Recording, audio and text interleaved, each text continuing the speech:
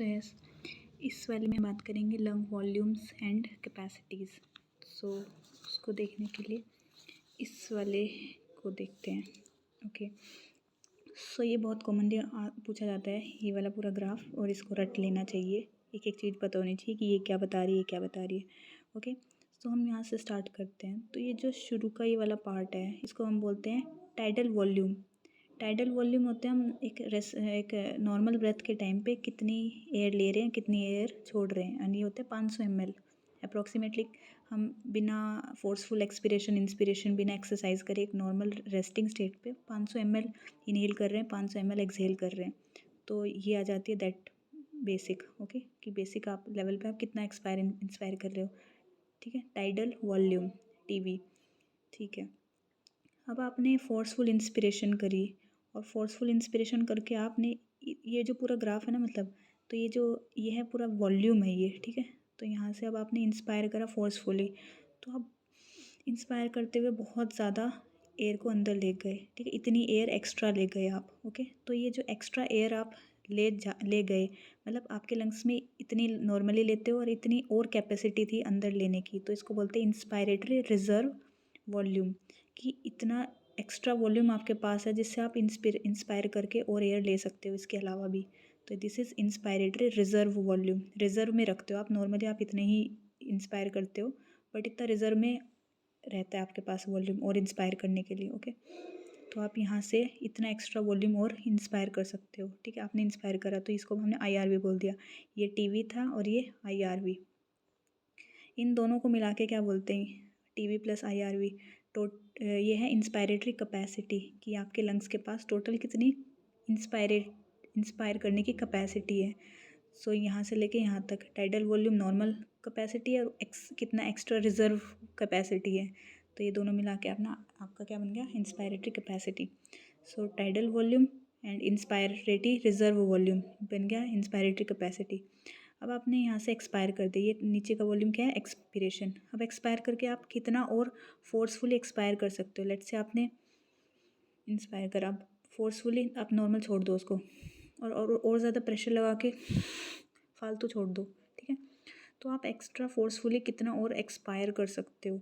सो वो आ जाता है एक्सपायरेटरी रिजर्व वॉल्यूम, कि एक नॉर्मल ब्रेथ के अलावा आप जितना सांस ले रहे हो छोड़ रहे हो, उसके अलावा भी कितना एक्स्ट्रा एयर को एक्सपायर कर सकते हो। ठीक है, मतलब ये एयर आपके लंग्स में रहती है, हमेशा रह सकती है, जिसको आप एक्सपायर कर सकते हो, इसलिए इसको हमने क्या बोला, एक्सपायरेटरी रिजर्व वॉल्यूम। जैसे ये इंस्पायरेटरी रिजर्व था, कितनी एयर और आप ले सकते हो, इसी तरह एक नॉर्मल ब्रेथ के बाद इतनी एयर और आप बाहर छोड़ सकते हो, तो ये एक्सपायरेटरी रिजर्व वॉल्यूम है।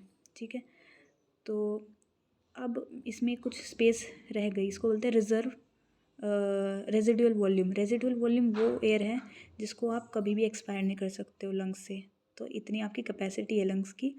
ठीक है, और इस एयर को आप कभी भी अपने लंग्स से नहीं निकाल सकते फोर्सफुली आप इतनी ही एयर को बाहर निकाल सकते हो। तो एक्सपायरेटरी रिजर्व वॉल्यूम को आपने एक्सहेल कर दिया है, रेजिडुअल वॉल्यूम को कभी भी आप नहीं रिमूव कर सकते हो, ये हमेशा ही आपके लंग्स में प्रेजेंट रहेगा। ओके, तो हमने इसको बोला functional reserve residual volume. Functional residual volume, इसका मतलब है नॉर्मल इंस्पिरेशन एक्सपिरेशन के बावजूद भी आपके एयर में हमेशा इतनी एयर रहती है जिसमें से आप इतनी एयर को बाहर निकाल सकते हो, और इतनी एयर को कभी बाहर नहीं निकाल सकते हो। तो फंक्शनल रेजिडुअल वॉल्यूम वो एयर है जो एक नॉर्मल ब्रेथ के बाद भी आपके लंग्स में रहती है, जो कि सम किसका है, ERV का और RV का।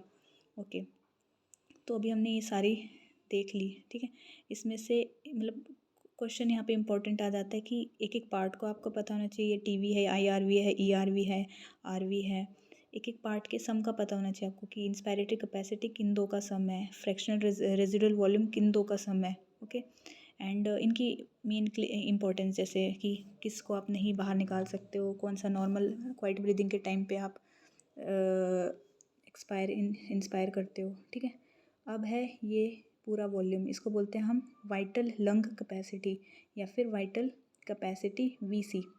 ठीक है, टोटल वाइटल कैपेसिटी, ये वो लंग की कैपेसिटी है जब आप फोर्सफुली इंस्पायर करो और फोर्सफुली एक्सपायर कर दो, तो forcefully inspire and forcefully expire करते टाइम आपके पास कितनी कैपेसिटी बन जाती है लंग्स की, तो वो है वाइटल लंग कैपेसिटी।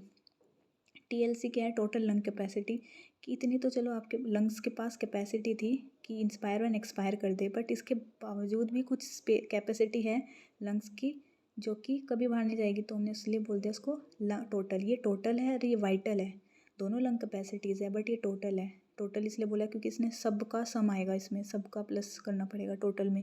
वाइटल मतलब क्या होता है, ज़रूरी, जो जैसे हम बोलते हैं ना vital functions of the body, ऐसे वाइटल लंग कैपेसिटी है जो कि आपके मेन काम आ रही है, यही आपकी एक्सपिरेशन इंस्पायरेशन में रोल प्ले कर रही है, फोर्सफुल हो चाहे या फिर रेगुलर हो, ठीक है।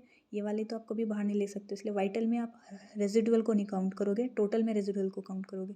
तो इन सब की एक का इम्पोर्टेंस है, और ये ग्राफ बहुत अच्छे से बनाना आना चाहिए, सबका सम आना चाहिए, किस किस का सम क्या क्या है, एंड VC एंड TLC का डिफ्रेंशिएशन होना चाहिए। ओके, ये था आपका लंग वॉल्यूम्स एंड कैपेसिटीज़। अब है इसमें कि जो रेजिडुअल वॉल्यूम है, रेजिडुअल वॉल्यूम वो वॉल्यूम है लंग का जो आप एक्सपायर नहीं कर सकते, फोर्सफुली भी नहीं और वैसे भी नहीं, तो it can not be measured by spirometry. हाँ, स्पायरोमेट्री एक टेक्निक है जिससे आप ये सारी वॉल्यूम्स मेजर कर सकते हो, उसमें से सबका वॉल्यूम है कि कितना कितना है। टाइडल वॉल्यूम आपका कितना होता है नॉर्मल रेस्टिंग पर्सन का, 500 ml, ठीक है। सबको मेजर कर सकते हो, सबका वॉल्यूम मेजर कर सकते हो आप मिलीलीटर लीटर्स में, लेकिन रेजिडुअल वॉल्यूम आपके पास लंग्स में रहते, कोई भी बाहर नहीं आती, तो जो चीज़ बाहर नहीं आएगी आप बाहर उसको मेजर नहीं कर पाओगे। तो RV को आप स्पायरोमेट्री से मेजर नहीं कर सकते, उसके लिए अलग से एक टेक्निक है, उसको बोलते हैं बॉडी प्लेथिस्मोग्राफी, इसके थ्रू आप रेजिडुअल वॉल्यूम को मेजर कर सकते हो। ओके, अब है FEV1 और FVC का कॉन्सेप्ट। अच्छा, इसको हम समझते हैं, FEV1 और FVC का कॉन्सेप्ट। FVC क्या है? FVC नथिंग, VC ही मानते हैं, हमने VC देखा था ना, क्या था VC था vital lung capacity. Vital lung capacity ये पूरी कितना फोर्सफुल इंस्पायर और फोर्सफुल एक्सपायर करके आप लंग्स कितना कैपेसिटी है उसके पास कि अंदर भी लेकर के सांस को और बाहर भी छोड़ करके कितनी कैपेसिटी बनती है, दैट इज़ वाइटल कैपेसिटी, ठीक है। तो FVC से घबराना नहीं कि F कहाँ से आ गया, it is just VC, vital capacity, ठीक है, वाइटल कैपेसिटी। एंड FEV1 है functional expiratory volume at first second. इसका मतलब ये होता है कि सपोज़ आपने फोर्सफुली इंस्पायर करा, आपने लेट्स से इतनी एयर अपने लंग्स के अंदर रख ली, अब ये एयर आपकी सपोज़ 4 सेकेंड के अंदर आपको एक्सपायर करनी है सारी, ठीक है। तो आप पहली सेकेंड के अंदर इसमें से कितनी गैस एक्सपायर करते हो, दैट इज़ कितनी, ये है वॉल्यूम की functional expiratory volume at first second. पूरी जितनी भी आपने फोर्सफुली इंस्पायर करके जो गैस कलेक्ट करी लंग्स के अंदर, उसमें से पहली सेकंड में कितनी गैस बाहर आ जाती है। नॉर्मली हम में सब में 80% जितना भी वॉल्यूम हमने इंस्पायर करा उसमें से 80% वॉल्यूम पहली सेकंड में ही बाहर आ जाता है। तो इतना ये रोल है कि पहली सेकंड का, ठीक है। तो अगर हमारा इस 80% से कम आता है, मतलब जितनी भी एयर ली हमने उसमें से, FVC क्या है वैसे, FVC जो भी आप फोर्सफुली एयर ले रहे हो और छोड़ रहे हो, मैंने बताया ना FVC के रेशियो। तो आपने सपोज़ जितनी भी एयर ली उसमें से पहली सेकंड में आपने कितनी एयर छोड़ी, नॉर्मली मैंने क्या बोला, कितनी एयर छोड़ देते हैं हम पहली सेकंड में, 80% एयर हम पहली सेकंड में ही एक्सपायर कर देते हैं। क्या होगा अगर किसी का 80% से कम आई ये रेशियो, या फिर हम कहें कि जितनी उसने गैस ली उसमें से 80% से कम छोड़ रहा हो, इसका मतलब उसके लंग में कहीं ना कहीं ऑब्स्ट्रक्शन है, उसके लंग्स में कहीं ना कहीं क्या है, ऑब्स्ट्रक्शन है, जिसकी वजह से वो पहली सेकंड में लंग इतनी एयर बाहर नहीं आ पा रही है, रुक रुक के आ रही है। तो उसको जो पूरी गैस है उसको बाहर निकालने में 4 सेकंड के बजाय पूरी मे बी 8 सेकंड लग रही हो, ठीक है। तो ऑब्स्ट्रक्शन की वजह से पहली सेकंड में सारी गैस बाहर नहीं आ पाती है, तो इस रेशियो का मतलब बन जाता है कि उसके लंग्स में ऑब्स्ट्रक्शन है, और ये आपको आइडेंटिफाई करने में हेल्प करता है कि इसके में ऑब्स्ट्रक्टिव की बीमारी है या रेस्ट्रिक्टिव की बीमारी है, ठीक है। तो FEV1 का मतलब देख लिया हमने, FVC इस पूरी रेशियो का मतलब देख लिया। FVC क्या था, फोर्सफुल इंस्पायर करने के बाद आप पहले सेकंड में कितनी एयर बाहर निकाल देते हो। तो हेल्दी जो इंसान होता है वो 80% एयर जो उसने इंस्पायर करी थी फोर्सफुली, उसमें से पहली सेकंड में वो 80% एक्सपायर कर देता है नॉर्मली। बट हाँ ये तो इसलिए 80% का फ्रैक्शन कितना बन जाएगा 0.8, ये नॉर्मल होता है इस रेशियो। अब ये रेशियो डिक्रीज़ हो जाती है, मैंने कहा 80% से कम कब हो जाता है, अगर ऑब्स्ट्रक्टिव डिजीज़ हो, जैसे कि COPD। ठीक है, COPD में ऑब्स्ट्रक्टिव डिजीज़ है तो इसमें 80% से कम एक्सपायर होएगी बाहर, इसलिए रेशियो भी 0.8 से कम हो जाती है। लेकिन रिस्ट्रिक्टिव डिजीज़ है कोई भी, जैसे कि फाइब्रोसिस होगी लंग्स में, ठीक है, न्यूमोकोनियोसिस हो गई, तो ये सारे रिस्ट्रिक्टिव लंग डिजीज़ हैं, लंग्स के पैरेन्काइमा को रिस्ट्रिक्ट कर देती है एक्सपेंड होने से। तो ये इनमें रेशियो या तो नॉर्मल आती है या रेशियो बहुत ज़्यादा इंक्रीज़ हो जाती है। तो ये दोनों डिफरेंसेस COPD एंड रिस्ट्रिक्टिव को कैसे आप इस रेशियो के बेस पे डिस्टिंग्विश कर सकते हो कि इस इंसान को पल्मोनरी फाइब्रोसिस की वजह से डिस्निया हो रहा है, सांस में दिक्कत हो रही है, या फिर COPD की वजह से दिक्कत हो रही है। तो इस वाली रेशियो का इंपॉर्टेंस है, भूलना नहीं है। COPD में रेशियो कम हो जाती है, रिस्ट्रिक्टिव लंग डिजीज़ में नॉर्मल भी हो सकती है बट मोस्टली हम इंक्रीज़ बोलते हैं। अब इनको डिफ्रेंशिएट करते हैं बाकी के फीचर से। तो यहाँ लिखा मैंने, ओके तो हम देखते हैं ऑब्स्ट्रक्टिव एंड रिस्ट्रिक्टिव में। ऑब्स्ट्रक्टिव लंग डिजीज़ का एग्जांपल COPD, रिस्ट्रिक्टिव का हो गया पल्मोनरी फाइब्रोसिस या फिर न्यूमोकोनियोसिस वगैरह। ओके सो ये रेशियो बताई कि COPD में रेशियो क्या हो जाती है, डिक्रीज़ हो जाती है। कितनी डिक्रीज़ हो जाती है, 0.8 से कम। ओके तो 0.8 से कम मतलब है कि इसमें FEV1 भी कम हो जाता है, कम मतलब 80% से कम हो जाएगा। ओके एंड FVC क्या है, वाइटल कैपेसिटी। वाइटल कैपेसिटी आप कितनी एयर कम ले रहे हो लंग्स के अंदर, तो ऑब्स्ट्रक्टिव में ये रेशियो, ये वाली वैल्यू भी कम हो जाती है। ठीक है, तो ओवरऑल वैल्यू कम हो जाती है। ठीक है, अब सिर्फ इतना ही याद रखना है इसमें कि COPD में सिर्फ ये दोनों चीज़ें कम हो जाती हैं और ये रेशियो कम हो जाती है। रेस्ट ऑल इंक्रीजेज इन COPD। Total lung capacity increase हो जाती है, रेजिडुअल वॉल्यूम इंक्रीज़ हो जाता है, फंक्शनल रेजिडुअल कैपेसिटी इंक्रीज़ हो जाती है, ये सब चीज़ें इंक्रीज़ हो जाती है। एग्जाम्पल लेते हैं, इसमें COPD में एम्फाइसेमा में लंग्स बहुत ज़्यादा फूला हुआ है। ठीक है, क्योंकि लंग्स एयर बाहर नहीं जा पा रही है, जैसे कि एस्थमा ले लो या फिर हाँ एस्थमा में, ब्रोंकाइटिस में एयर ट्रैप हो जाती है लंग्स के अंदर, बाहर नहीं जा पा रही क्योंकि ऑब्स्ट्रक्शन है। ठीक है, तो हाँ ये भी बात याद रखना कि जो भी ये ऑब्स्ट्रक्टिव डिजीज़ है ना, इनमें मेनली ऑब्स्ट्रक्शन एक्सपीरेशन में फील होता है। लंग्स के अंदर एयर आ तो पा रही है, एयर आ जाती है, लेकिन जो भी ऑब्स्ट्रक्शन है उसकी वजह से बाहर जाने में उस पेशेंट को दिक्कत होती है। तो वो जितनी एयर ले तो लेता है अच्छे से अंदर, लेकिन उसको बाहर छोड़ने में दिक्कत होती है। इसीलिए inspiration is mostly normal, expiration में प्रॉब्लम होती है, उस एयर को एक्सपायर करने में प्रॉब्लम होती है, जिसकी वजह से ज़्यादातर एयर लंग्स में ही ट्रैप हो जाती है। इसलिए इनकी सारी कैपेसिटीज़ इंक्रीज़ हो जाती है। लंग्स में रेजिडुअल वॉल्यूम, बचा हुआ जो पार्ट, एयर का पार्ट जो लंग्स में हमेशा ही रहता है, वो भी इंक्रीज़ हो जाता है। लंग की टोटल कैपेसिटी इंक्रीज़ हो जाती है। ठीक है, तो ये सारी वैल्यूज़ इंक्रीज़ हो जाती है। ये बहुत इंपॉर्टेंट है, क्वेश्चन इनसे डायरेक्ट बनते हैं कि विच ऑफ द फॉलोइंग देखने को मिलते हैं COPD में, क्या कौन से नहीं देखने को मिलते हैं, ऑब्स्ट्रक्टिव के क्या क्या क्या पॉइंट्स करेक्ट है, ऐसे ऐसे करके। तो ये 3 चीज़ें याद रखनी कि ratio decrease, FEV1 decrease, FVC decrease and ये तीनों इंक्रीज़ हो जाते हैं। अब देखते हैं रिस्ट्रिक्टिव में। रिस्ट्रिक्टिव में pulmonary fibrosis, FEV1 over FVC की रेशियो हमने क्या कहा, इंक्रीज़ होती है या तो नॉर्मल होती है, इंक्रीज़ मानते हैं। ठीक है, इसमें रेशियो तो इंक्रीज़ होती है बट ओवरऑल हम FEV1 और FVC को देखें, इंडिविजुअली कम होते हैं दोनों, बट इस तरह कम होते हैं कि रेशियो इंक्रीज़ होती है। ओके, तो ये दोनों चीज़ें कम होती है बट रेशियो इंक्रीज़ होती है। एंड रेस्ट ऑल डिक्रीजेज, मतलब अगर TLC देखें तो यहाँ पे total lung capacity come, residual volume come and FRC भी कम। अब ये कम क्यों होगा, क्योंकि पूरे लंग्स में क्या हो रखी है, फाइब्रोसिस हो रखी है, तो लंग्स एक्सपेंड नहीं कर सकते हैं दोनों, जिसकी वजह से कम एयर आएगी, कम जाएगी। ठीक है, तो ये वॉल्यूम और कैपेसिटी सारी इसकी कम हो जाती है। ठीक है, क्योंकि एक्सपेंड नहीं कर पा रहा है, तो इसलिए सारी वॉल्यूम्स कैपेसिटी डिक्रीज़ हो रखी है। इसमें तो एक इंक्रीज इसलिए हो जाती है क्योंकि एयर ट्रैप हो जाती है, बाहर नहीं जा पा रही है वो एयर, जिसकी वजह से अंदर ही रखी रहती है और आती रहती है, बाहर कम जा पाती है एंड वो लंग्स कैसे लगते हैं, डिस्टेंडेड लगते हैं, तो सारी वॉल्यूम और कैपेसिटी इंक्रीज़ हो जाती है। तो इन दोनों का डिफरेंस बहुत इंपॉर्टेंट है। रेशियो मेन डिफरेंस है, बट ये सारी भी चीज़ें पूछी जाती है जो कि ज़्यादातर लोगों को नहीं याद रहती बट इम्पॉर्टेंट है।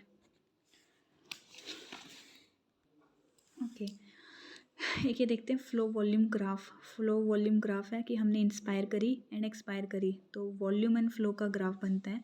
ये ग्राफ ऐसा रहता है, तो ये है आपके पास, उल्टा है इसका, नंबर्स उल्टा होता है, 0 1 2 3 4 5 6 ऐसा होता है।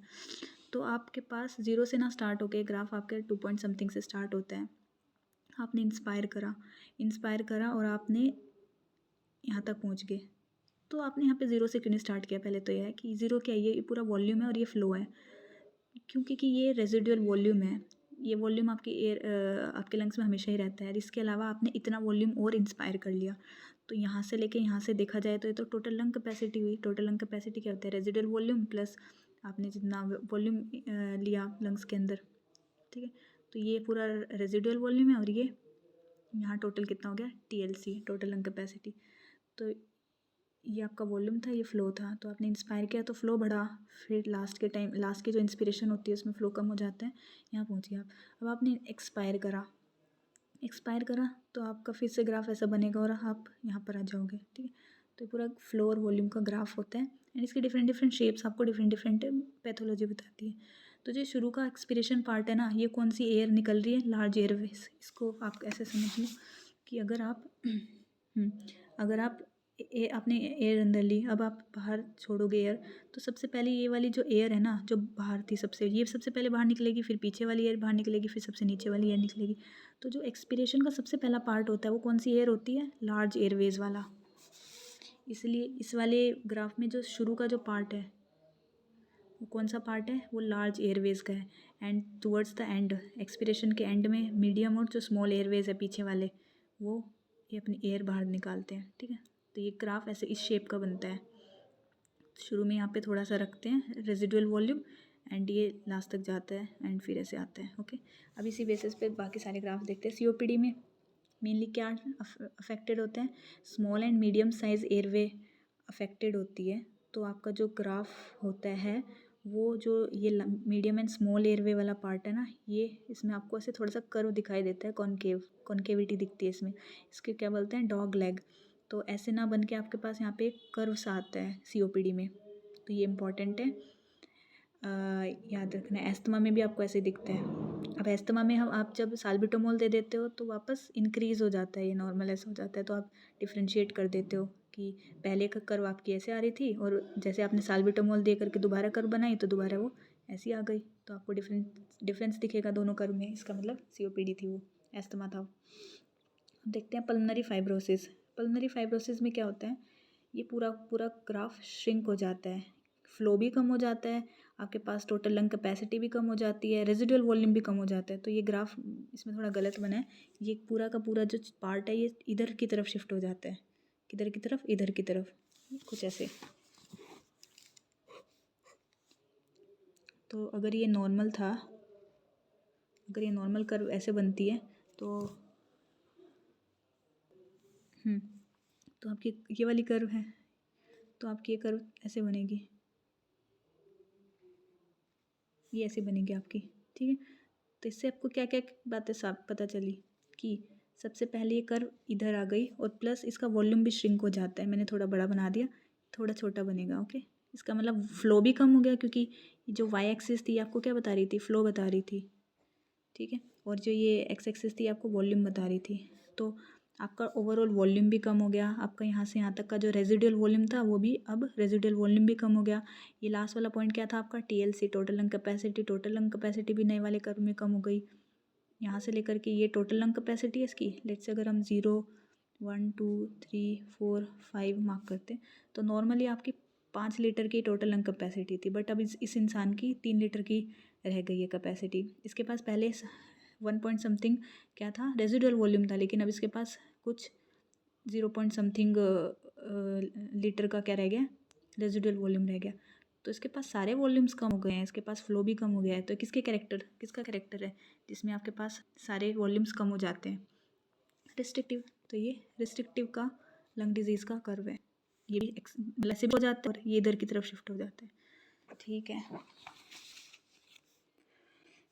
तो COPD में आपको ऐसी कॉन्केविटी दिखती है, पल्मोनरी फाइब्रोसिस में ओवरऑल श्रिंक हो जाता है, छोटा हो जाता है, निच तरफ शिफ्ट हो जाता है, मतलब सारे वॉल्यूम्स कैपेसिटीज़ इसकी कम हो जाती है। अब ये 3 अलग है थोड़े, इनको एज इट इज़ याद रखना है। एक आता है फिक्स्ड अपर एयरवे ऑब्स्ट्रक्शन। फिक्स्ड अपर एयरवे ऑब्स्ट्रक्शन में क्या होता है कि जो ये है ना, ये ऊपर से कॉनिकल ना होकर के फ्लैट हो जाती है दोनों साइड से। ये नॉर्मल सेम रहता है, बट ये ऐसे ना होकर के ऊपर से फ्लैट हो जाता है। इसको बोलते हैं फिक्स्ड अपर एयरवे ऑब्स्ट्रक्शन, मतलब कोई भी आपके पास ऊपर के एयरवे में ऑब्स्ट्रक्शन है जो कि फिक्स्ड है, जो कि इंस्पिरेशन एक्सपिरेशन के साथ उसका साइज़ चेंज नहीं हो रहा है, ठीक है। अब दूसरा आ जाता है आपके पास intrathoracic upper airway obstruction. Intrathoracic मतलब थोरैक्स के अंदर ही कुछ ट्यूमर या फिर कुछ ऑब्स्ट्रक्शन बन गई है जो कि थोरैक्स के अंदर है, मतलब आपके या तो एयरवे के अंदर है, ठीक है। तो उसकी वजह से जो एक्सपिरेशन वाला पार्ट है ना वो अफेक्ट होता है। इंस्पिरेशन इज़ नॉर्मल, एक्सपिरेशन आपकी फ्लैट हो जाती है यहाँ से, तो याद इसको ऐसे याद रखना, उल्टा है। इंट्रा है थोरेसिक तो एक्सपिरेशन अफेक्ट होएगी। अब जो दूसरा है नेक्स्ट है एक्स्ट्रा थोरेसिक अपर एयरवे ऑब्स्ट्रक्शन।